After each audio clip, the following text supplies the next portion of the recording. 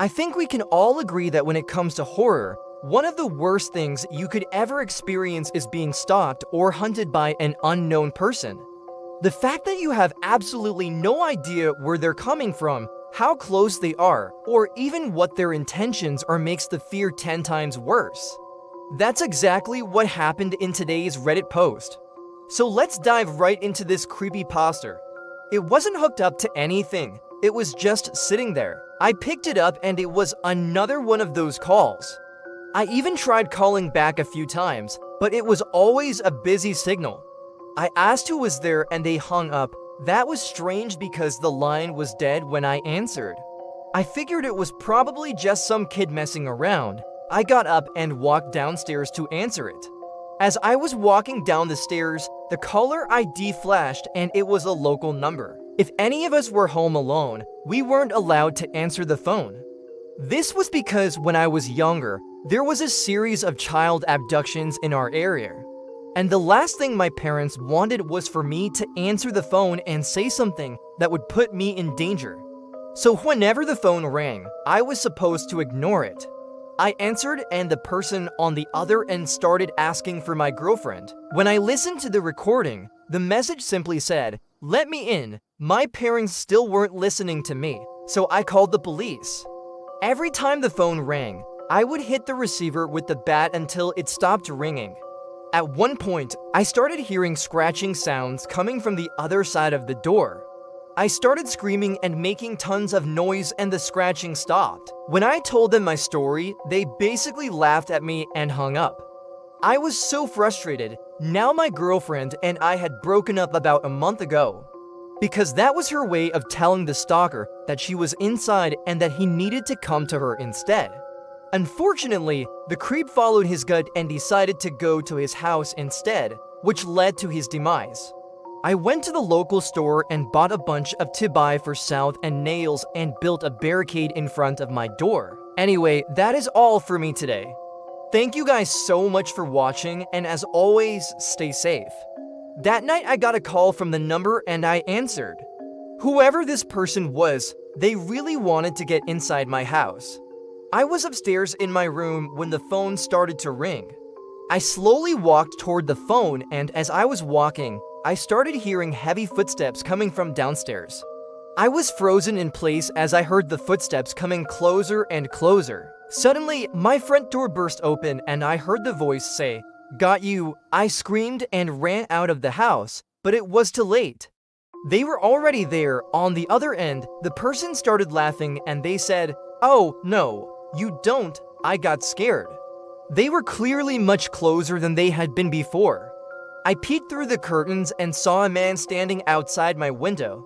I immediately got very scared and called my friend. Thankfully, he lived only 10 minutes away. He arrived at my house pretty fast.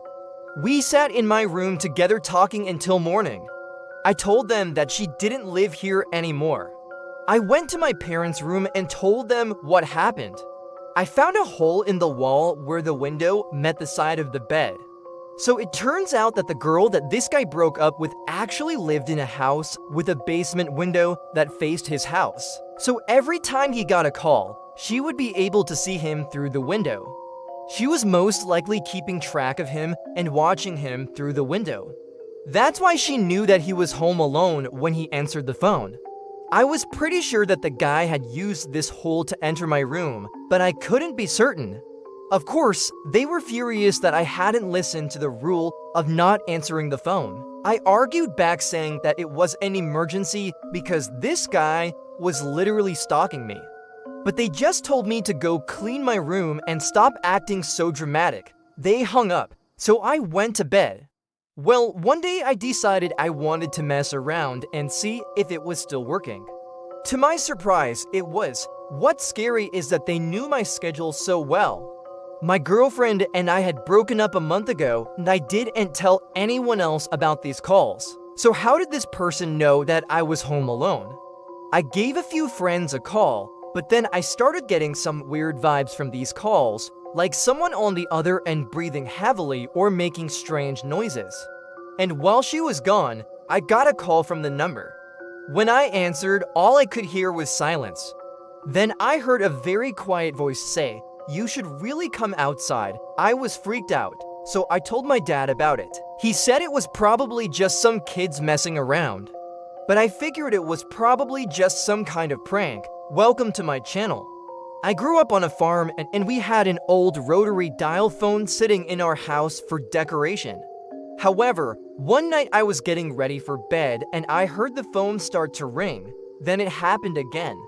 I would get these calls every single night, always at around the same time, and they'd just hang up when I asked who it was. Now, for some reason, my mom decided to take the phone with her on a trip she was going on with her boyfriend.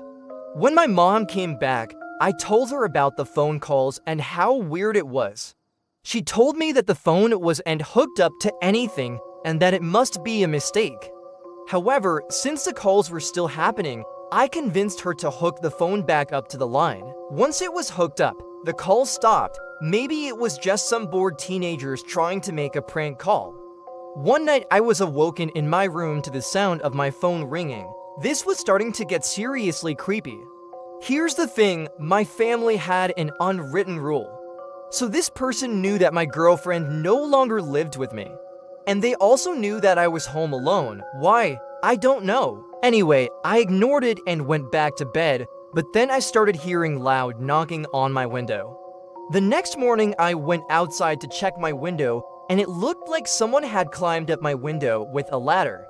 I was really mad that my parents weren't taking this seriously, so I started taking apart my bed to check if there was a way that this guy could have entered my room. The next time I got a call from that number, I let it go to voicemail, so I decided to take matters into my own hands. I stayed up all night long with a baseball bat beside me. In the morning after, of course, not sleeping at all, I opened the door and inspected it. I found long, deep scratches all over it. Well, that brings us to the final call I got from that number. The last thing I remember is feeling sharp pain in my neck and then everything went black. Wow, just wow. And it's also why the person on the other end of the phone said, "Let me in." It's safe to say that this stalker definitely got the upper hand, but it makes you wonder why he didn't just go to her house in the first place.